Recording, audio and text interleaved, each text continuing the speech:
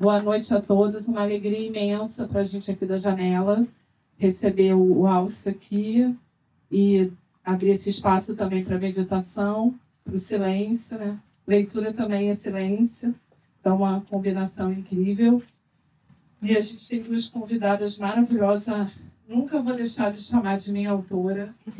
Sempre serei.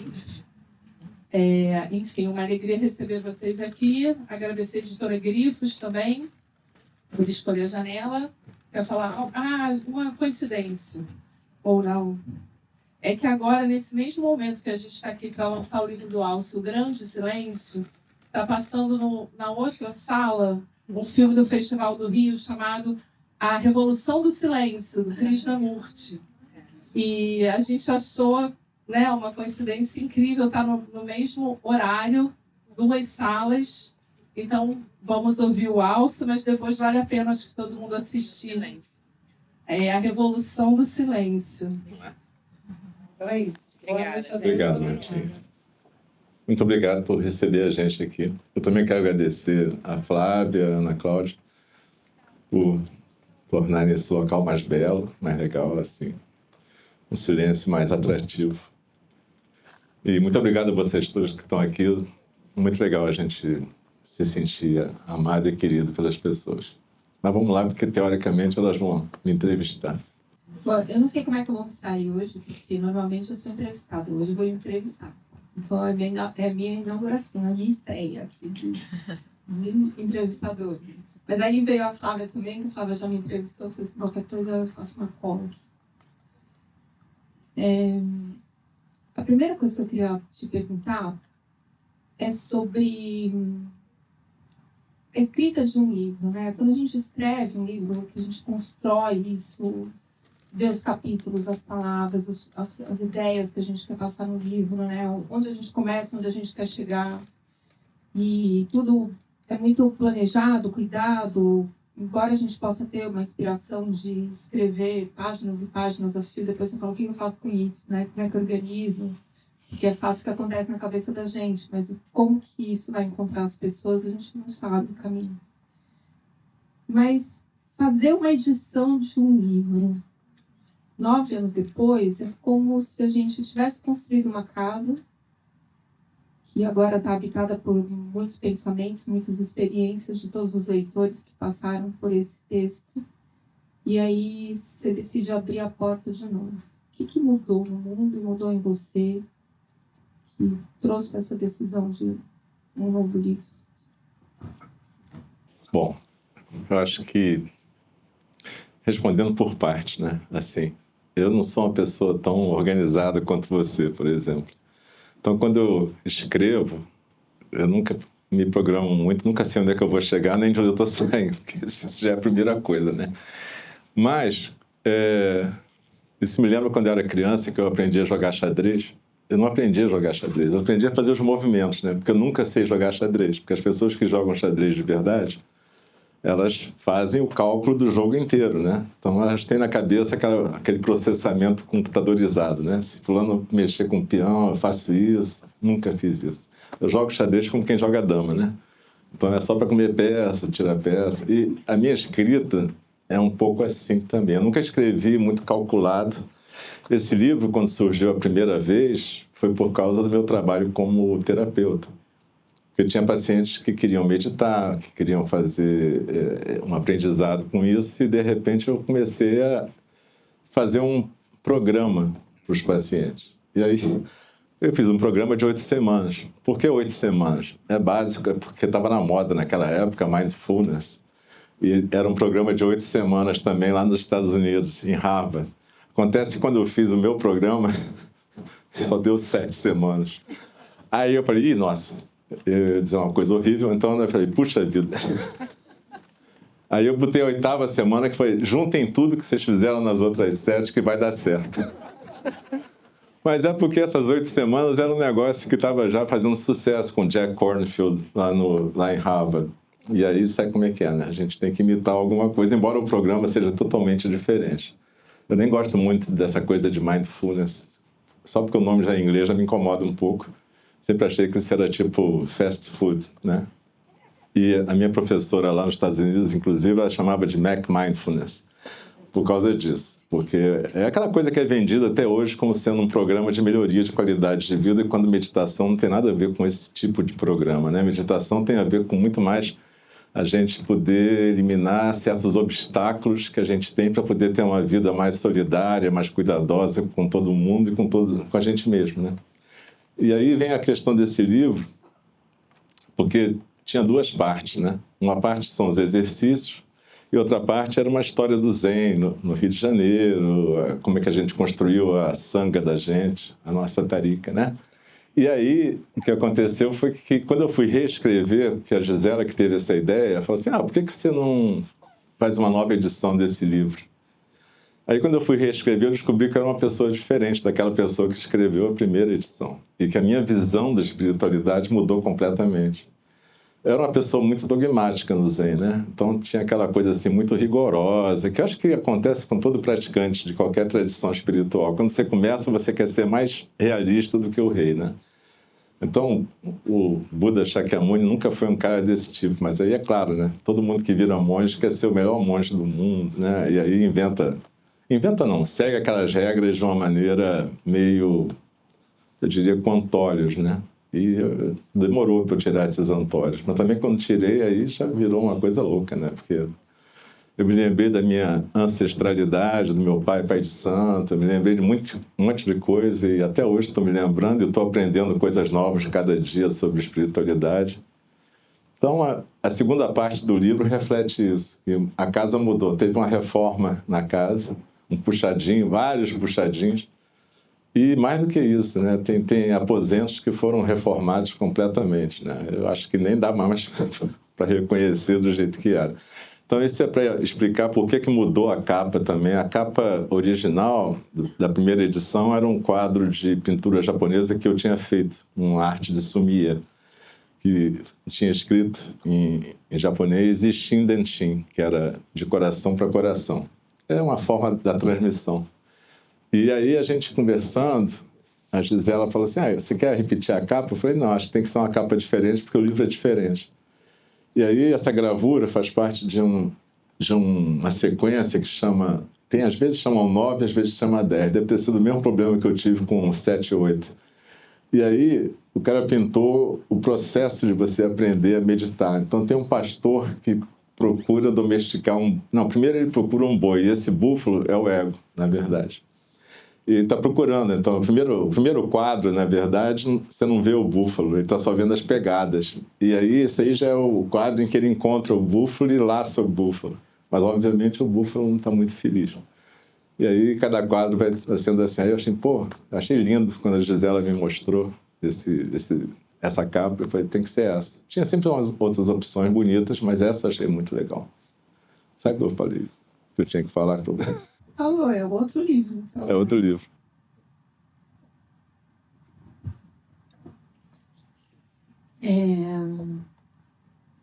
Nesse período de 9 anos, me parece que você também encontrou outro búfalo. E encontrou outro silêncio e encontrou outros barulhos. E o que esse novo silêncio te disse? O que esse novo búfalo te disse? Porque ao mesmo tempo que você escreve um livro para a gente ler, você escreveu um livro para você também ler. Então, como foi esse encontro que você teve com esse novo ego que você encontrou? Interessante, porque depois desse livro, eu escrevi um outro que era Caminhando nos Himalaias e um outro que é O Encontro. Mas todos os três têm uma característica, assim, eu não me sinto propriamente um escritor, eu acho que eu faço diários de viagem, sempre. Embora o segundo é que tem esse nome oficial de Caminhando nos Himalaias, para mim os três são diários de viagem, os 4 agora, porque, na verdade, eles estão demonstrando como é que eu estou caminhando a minha peregrinação nessa vida, né? No budismo chamamos de yatra, essa peregrinação no Himalaia. Então, na verdade, o que eu acho é que esse búfalo foi mudando, né? Eu achei que tinha domesticado ele lá atrás, né? mas acho que o búfalo era bem mais esperto do que eu imaginava, né? Na verdade, você sabe que na Suíça, às vezes, eles raspam os chifres para não ficar pontudo e os bois não se machucarem quando estão... Eles deixam as vacas, durante o verão, pastando nos Alpes, e aí eles tiram os chifres para não machucar. Então, eu achei que o boi já estava domesticado, castrado, toda essa parte. Aí eu descobri que não tinha nada disso, né? Que era um búfalo ainda, e bem raivoso, por sinal. Isso é muito interessante, porque tem a ver até com a minha relação com a espiritualidade, porque quando eu me reconectei com a minha espiritualidade mais nativa daqui do Brasil, eu pude me reconectar com muita coisa que eu mantinha reprimida, minha raiva, minha dificuldade de, às vezes, expressar minha impaciência, né? E foi muito interessante, porque a partir daí eu comecei a ter mais paciência e mais compaixão de verdade, né? Você sabe que para ser psiquiatra você não pode ser uma pessoa sem compaixão, né? Porque todo dia vem um monte de gente sem noção e conta uma história muito cabeluda para você. Aí você fica com vontade, eu, né, que tem esse búfalo mal criado, eu fico com vontade logo de mandar uma grosseria. Mas, em geral, não mando, não. Agora, depois desse encontro com a minha ancestralidade, é muito interessante. E eu acho que é um processo. Isso que talvez eu gostaria que acontecesse para vocês, lendo e trabalhando com o livro. Fala, garoto. Seria esse entender que essa jornada é para todo mundo, na verdade. Que não é uma questão de você copiar um método e achar que aquele método vai ser igualzinho para todo mundo. Quando eu falo 8 semanas, mas não é um método de 8 semanas que você vai imitar, você vai entender o que você está fazendo lá. Mas a minha ideia é que você possa construir um diário para você. Eu acho até que eu falo isso no livro, né? Eu fazia isso com meus pacientes. Eu pedia para eles escreverem o que eles estavam sentindo em cada semana.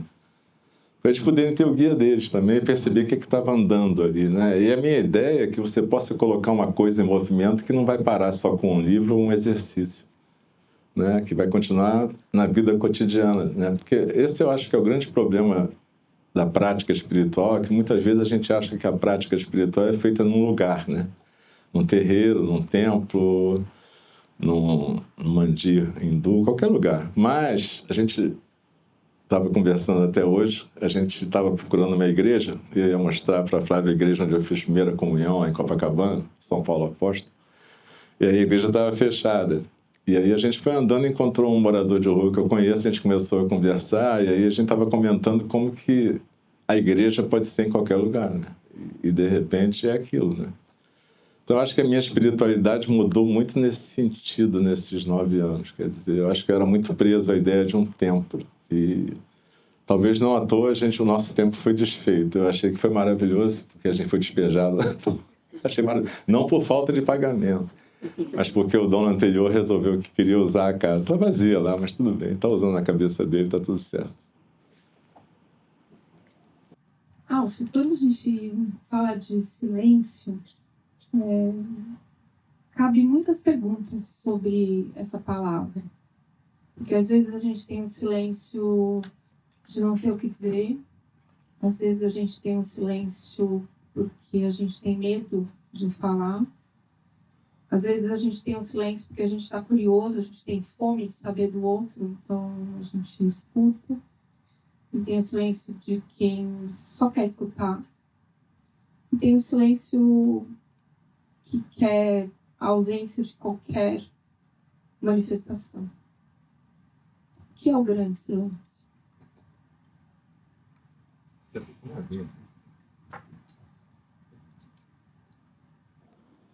Então, o grande silêncio tem duas explicações desse nome, né? Quando você está num retiro budista, por exemplo, você pratica aquilo que é chamado de nobre silêncio. Porque não é um silêncio com um fim qualquer, assim do tipo, vou ficar em silêncio, para. É um silêncio em si. É um silêncio porque o silêncio é sagrado, não é um depois. Então esse é o nobre silêncio. Mas aí eu não quis colocar o nobre silêncio porque esse nome eu achei um pouco pomposo, entendeu? Aí eu achei que grande silêncio era melhor, para também botar só o silêncio, porque senão pode ser todos esses que você falou. E o silêncio, na verdade, para mim tem essa característica. Ele é sagrado porque ele é a possibilidade que você tem de poder olhar para o mundo. E Dogen Zenji, que era um mestre zen, ele dizia ouvir com os olhos, porque é esse ouvir em silêncio.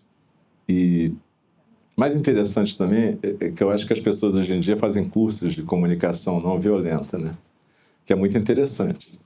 Mas talvez elas não percebam que para você ter uma comunicação verdadeira e não violenta, primeiro tem uma escuta não violenta, que é você poder realmente escutar, não só o outro, né? Escutar todas as circunstâncias. Então, na verdade, para mim, o silêncio talvez seja uma das coisas que eu mais valorizo hoje em dia. Quando eu era mais moço, também tem isso, né? Quando a gente... Tem um colega meu de turma aqui, o Aurélio.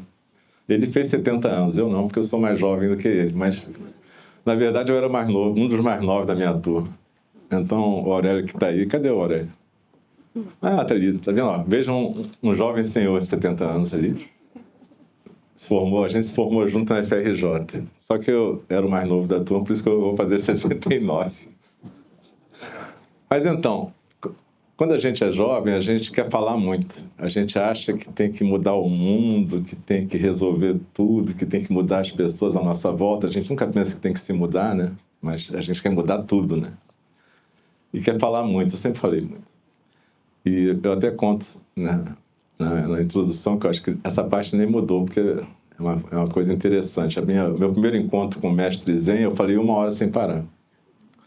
E aí ele virou assim, quando eu dei uma respirada, assim, ele falou assim, pô, teus pacientes conseguem falar alguma coisa para você?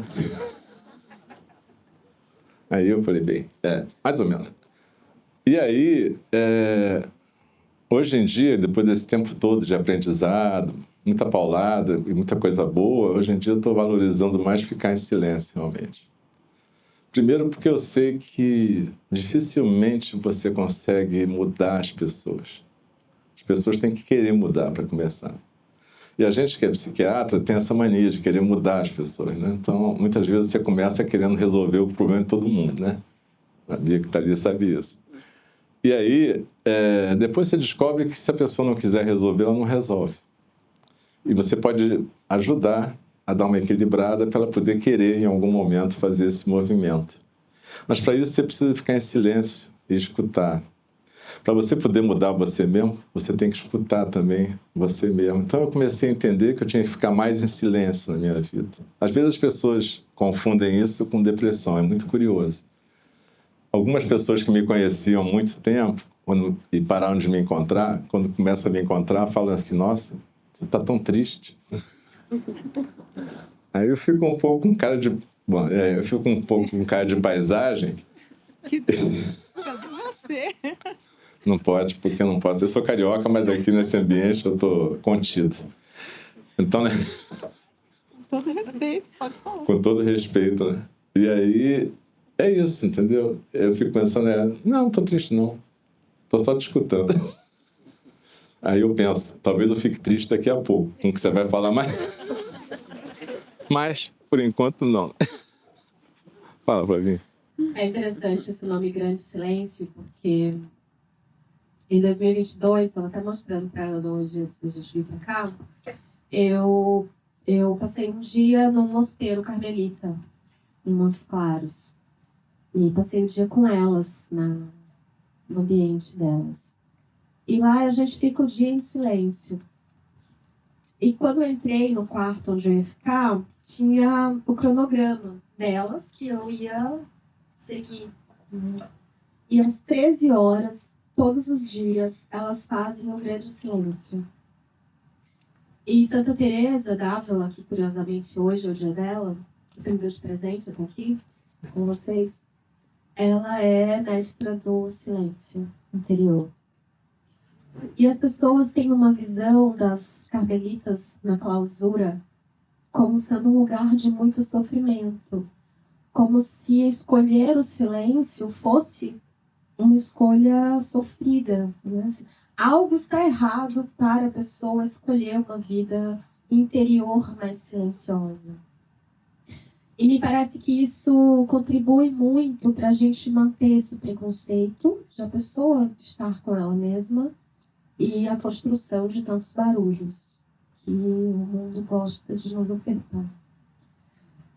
No entanto, Alcio, estar em silêncio para fora não necessariamente quer dizer estar em silêncio para dentro, porque há diálogos que só são possíveis se você suportar estar consigo mesmo, e talvez por isso as pessoas fogem tanto. Então, quando você propõe um livro que se chama O Grande Silêncio, o que você está propondo para as pessoas? Qual é o desafio que a gente vai sair daqui levando para esse lugar de suportabilidade, de estarmos conosco? Eu acho que, na verdade, esse silêncio, o grande silêncio, é esse silêncio necessário até para você ter esse diálogo que você falou, Flavinha. Porque se tem uma coisa que as pessoas não toleram muito hoje em dia, são seus próprios sentimentos. E não é à toa que tem tanta distração, né? Muita tela. E a gente que trabalha com cuidar de pessoas, você, Ana, eu, a gente acaba tendo que lidar com muita tela, né? Porque a gente tem que falar coisas para as pessoas, tem que conduzir meditação, dar aula, etc. Mas mesmo para a gente isso custa um preço. Porque quando a gente faz essas coisas, você sabe disso, né? Aquilo arrasta a gente. Eu adoro a coisa do caramelo, por exemplo. Então, às vezes eu estou fazendo uma coisa séria e por algum motivo eu esbarro numa daquelas coisas do caramelo falando, pronto, aí eu fico 5 minutos vendo caramelo falando. Eu acho maravilhoso. Mas eu consigo voltar desse lugar. O que não dá é porque a gente está sendo treinado para desatenção, na verdade. Para a gente não conseguir ter mais do que 2 minutos de atenção para nada. Então, o que eu proponho no livro é que você possa construir esse lugar de silêncio, não para que você fique calado o tempo todo, mas para que você possa se escutar, se acolher e suportar isso. Esse suportar é que é o difícil. Porque a gente tende a fugir de qualquer coisa que incomode a gente. Então, a primeira reação é a gente dizer assim, putz, se não fosse aquela pessoa, eu não estaria sofrendo aqui agora. Aí, aquela pessoa é você, né? Aquela pessoa que está vendo a situação de um jeito que está te fazendo sofrer. Não é a outra pessoa. Não estou dizendo que a outra pessoa não fez nada, não é isso. Mas é porque a reação da gente é da gente. O que a outra pessoa faz é dela. É que nem o Buda dizia, se você me dá um presente e eu não recebo, o presente continua com você, não é problema meu. Mas é fácil falar, é difícil fazer. Então a ideia do grande silêncio, eu nem sabia dessa história de Santa Teresa, achei maravilhoso, porque eu acho que é isso mesmo, né? É o grande silêncio que permite que você se escute e depois um dia você talvez chegue no silêncio verdadeiro. Eu acho que, do pouco que eu li de Santa Teresa, tem uma coisa na mística cristã, que acho que é de todas as místicas de tradições, né? Que é você poder entrar em silêncio e ouvir Deus, na verdade. Mas eu nem uso muito essa palavra, eu costumo usar mistério, mas tanto faz. Alá, Deus, mistério, seja lá o que for. Se você não estiver em silêncio, você não escuta. E as pessoas, às vezes, acham que rezar é você ficar falando. Que nem eu fiquei falando lá com o meu mestre 1 hora seguida, entendeu? Mas se você fica falando o tempo todo, o que ele vai te dizer? Você nem escuta, né? Então, eu acho que esse grande silêncio tem a ver com treinamento, porque... e aí tem outro motivo para ser 8 semanas. É porque parece... Pelo menos na época eu tinha estudado um artigo que dizia que para você mudar um hábito, você tinha que fazer um exercício mínimo de 8 semanas com um hábito diferente. Então, a ideia é que você pudesse aprender a construir esse grande silêncio e aí seguir uma sequência, que seria se ouvir, se entender e poder chegar numa intimidade com esse outro silêncio, talvez a que Santa Teresa se referisse, onde você pudesse estar aberto para o mistério e o mistério pudesse falar com você, né?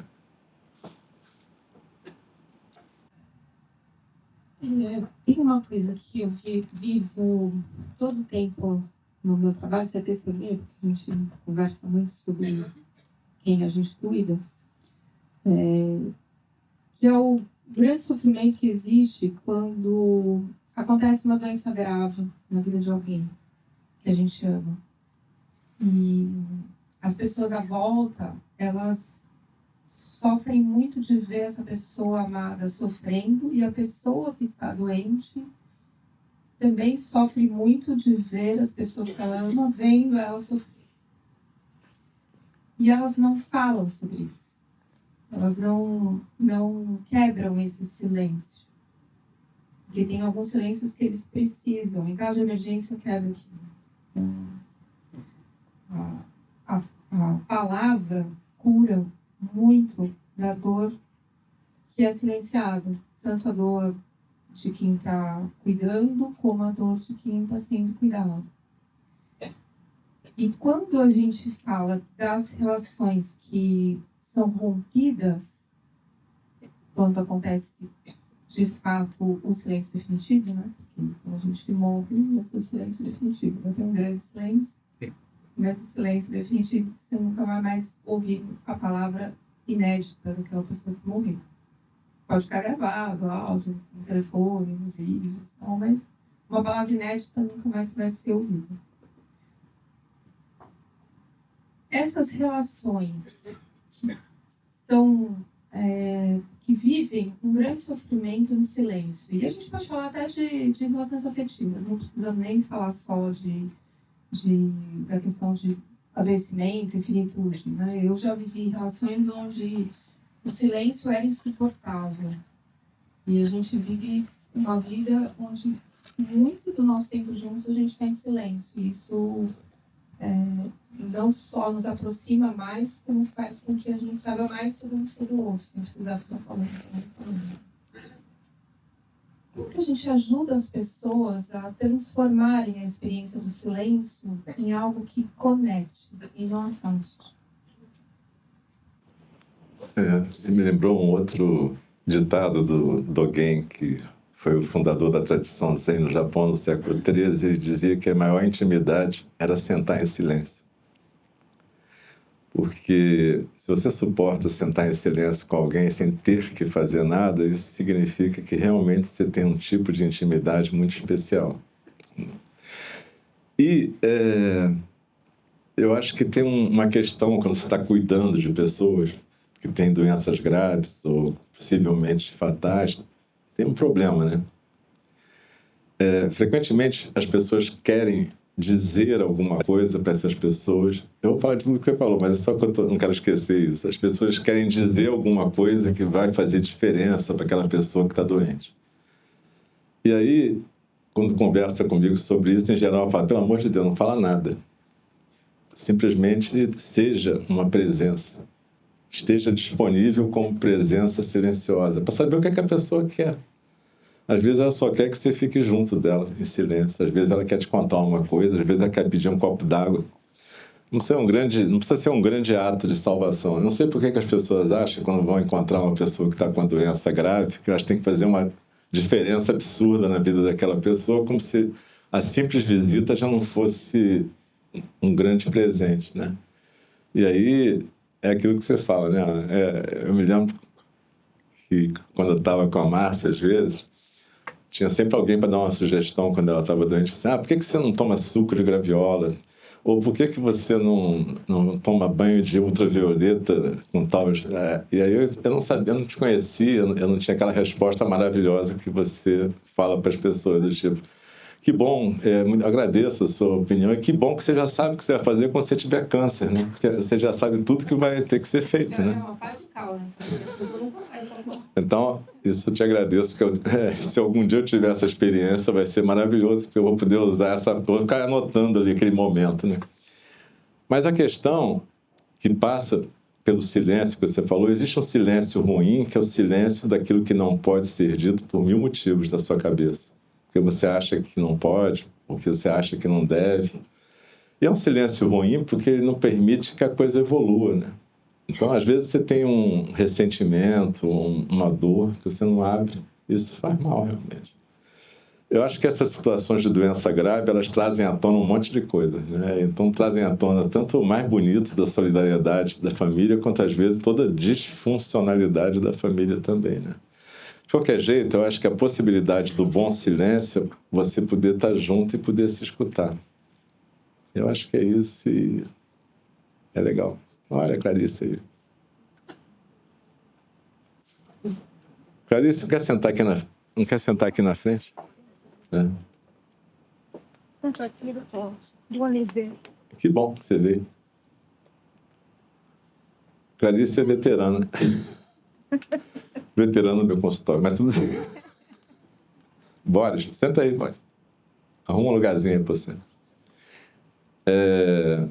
Obrigado por ter vindo. Obrigada por ter um lugar para sentar. Olha assim. Acho que continuando o raciocínio que a Ana trouxe, que a gente também vê no consultório, há silêncios que curam e há silêncios que violentam. E as mulheres conhecem muito bem o silêncio que violenta. Principalmente quando sugerem silêncio, nos oferecem silenciamento. Isso é uma prática ancestral que a gente até hoje repete. De que forma você consegue inspirar outros homens a cultivar o silêncio para que a gente não continue repetindo silenciamentos que violentam outras mulheres? Mudando totalmente a pauta. Mas falando a mesma coisa. Não, mas Eu atendo mulher, preciso que você me fale sobre isso. na verdade, eu acho que hoje em dia eu tenho um grupo lá da Casa do Cuidar, porque a Ana e a Flávia, elas coordenam a Casa do Cuidar, que é uma ONG lá de São Paulo, que tem a ver com cuidados paliativos e oferece esse cuidado para muitas pessoas, não só presencialmente, como virtualmente. Só que aí tem alguns homens esparsos que são cuidadores, né? E a gente teve a ideia de criar um grupo de homens cuidadores que pudessem falar e trocar ideia.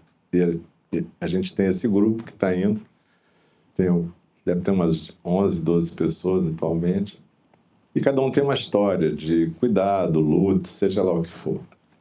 Mas o que eu acho interessante é que nesse grupo, o que acontece? Você sabe disso. Quando você bota um grupo que tem 90 mulheres e 2 homens, eles ficam calados. Porque eles têm medo de abrir a boca e acontecer alguma coisa ruim com eles. Não seria à toa. Mas, de qualquer jeito, num grupo só de homens, o que acontece é que eu fiquei muito surpreso de ver que não tinha uma competição entre aqueles homens. Talvez porque sejam cuidadores. Então, cada um foi contar a sua história para os outros que não os conheciam e teve gente falando meia hora direto e ninguém interrompeu. Ninguém mandou aquela assim, isso já aconteceu comigo. Sabe aquela maneira que você tem de interromper quando você diz para o outro que não está mais interessado na história dele, que a sua é muito mais interessante, né? Mas eles não. E aí eu acho que tem sido muito interessante, porque eu acho que tem aparecido essa questão de como é que a gente pode escutar o diferente? Como é que a gente pode escutar aquela parte oprimida da sociedade, que são as nossas mulheres, filhas, mães, né? Aquelas que não têm voz, né? Porque são silenciadas. E na nossa sociedade não são só as mulheres, né? São as pessoas pretas, pardas, transgênero, tudo que é diferente do padrão, né? Essa coisa dos homens é muito complexa, né? Porque a gente aprendeu, infelizmente, até pelas nossas mães, que estavam meio colonizadas mentalmente com isso, né? Que o lugar da mulher é um lugar de silêncio, né? Outro dia eu estava me lembrando do meu pai, Deus o tenha na glória. Ele era uma boa pessoa, tirando alguns detalhes, mas em geral ele era um cara legal. Mas ele tinha uma mania quando ele discutia com a minha mãe, que era quando chegava a um certo ponto, ele dizia: Maria do Carmo, assunto encerrado. E ela ficava muito puta.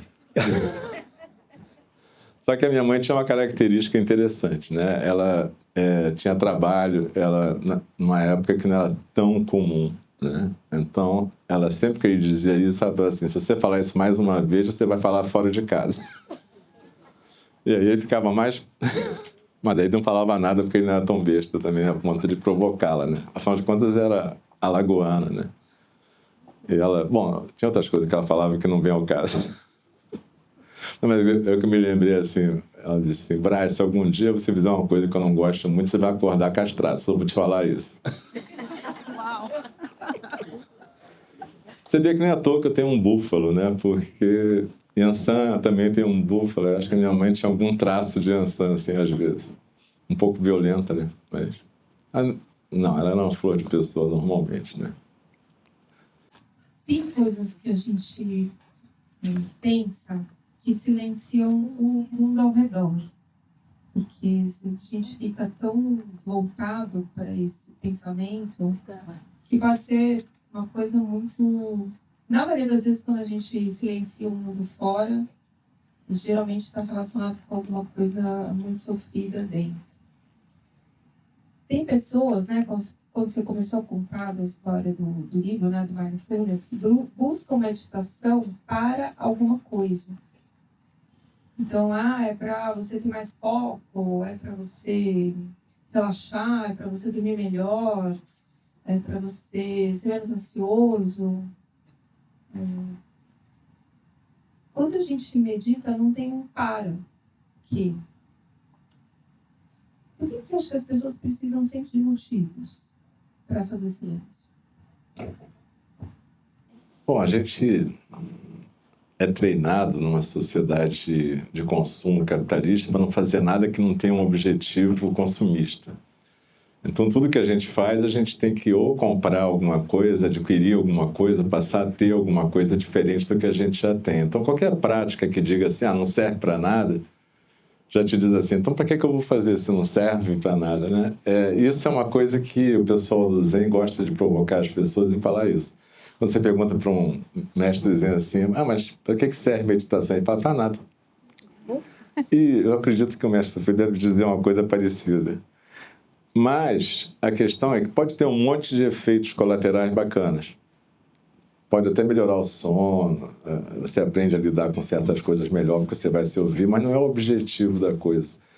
Eu acho que o maior objetivo é você aprender a fazer alguma coisa só por estar ali fazendo silêncio, na verdade. Sabe, que nem lavar prato, né? Que você pode só lavar prato, você pode só andar na rua. Tem meditação andando que é para isso. Tem várias formas de meditação, é claro, né? A meditação do silêncio não é a única, né? E nem é que serve para todo mundo. Aliás, meditação, eu até estava lendo um artigo outro dia que fala sobre isso. 2%, 3% das pessoas têm efeitos adversos com meditação. Então, na verdade, eu acho que tem essa coisa de poder fazer uma coisa que não tem um objetivo imediato consumista. De poder simplesmente sentar e estar sentado quieto. E nem buscar um estado místico de êxtase ou qualquer coisa desse tipo. Então, eu acho que é um exercício para a gente que está sempre fazendo alguma coisa que serve para alguma coisa, né? Esse é um primeiro exercício. Um segundo exercício é paciência, né? Tem aqueles dias que você está sentado e, no caso, há muito tempo eu não tenho muito essa experiência, porque, em geral, sou eu que controlo o tempo, né? Mas é uma experiência interessante você sentar numa sala de meditação e ter uma pessoa com sininho e você nunca sabe a hora que vai tocar o sininho. E aí, às vezes, você está naquele dia que você está de boa, na hora que toca o sino, você fala, puxa, já? E tem aquele dia que você fala, caceta, não vai tocar nunca esse sino, né? Tô aqui. Aliás, teve um dia que a gente estava num retiro que o rapaz do sino dormiu. Foi maravilhoso, porque era Não, para ele foi ótimo, porque era uma meditação desses retiros budistas que você acorda... Acaba nunca mais. Não, 3 da manhã para meditar aquela noite, né? Todo mundo, é hoje que a gente vai se iluminar, o que é. E aí o cara dormiu. Aí foi passando o tempo, aí eu falei, putz, tem alguma coisa estranha aqui, né? Porque era para ser 40 minutos, né? E nada de acabar o negócio. Imagina. Aí eu comecei a tossir para ver se ele acordava, né? Porque eu abri o olho e falei assim... Ih! Aí eu falei... Aí o cara nada, né? Até que eu falei, fulano... Toca o sino. Mas isso acontece às vezes. Não é raro, mas acontece. E, na verdade, também tem esse treinamento da paciência, né? Que é você poder ficar quieto sabendo que aquilo não depende de você. Eu acabei falando porque tinha muita gente ali que não estava mais aguentando mesmo. Eu até aguentaria um pouquinho mais para dizer que eu era monge treinado, mas ninguém tinha culpa ali de estar naquela situação, né? Mas, enfim, é isso. Não sei se eu respondi o que você queria saber. Respondeu? Então... Eu tenho a impressão de que a primeira experiência de vida da gente é em silêncio. no útero. A gente fica 9 meses esperando em silêncio, ouvindo tudo o que acontece, sem poder dizer nada sobre isso. E aí a gente vai para a vida. E aí a vida vai nos ensinar a falar. Mas nos ajuda a desaprender a escutar. Então, eu entendo a escuta como a nossa primeira experiência de vida. E a vida como, infelizmente, esse processo de esquecimento dessa experiência. E aí talvez faça sentido a gente ter essa aversão à meditação, né? Como se meditar fosse fazer algo antinatural, né? Silenciar fosse algo antinatural, algo que eu vou ter que adaptar em mim ou forçar em mim para chegar a esse lugar que a Ana trouxe.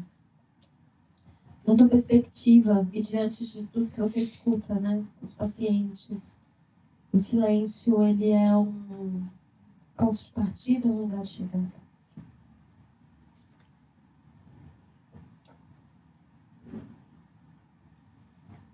Ou nem uma coisa nem outra? Obrigado pela terceira opção. Não, na verdade, eu gostei dessa ideia que você falou, né? Que a gente começa na escuta, né? Nossa neta tá ali, né? Escutando tudo. Tá escutando até muito besteira, mas tudo bem, faz parte.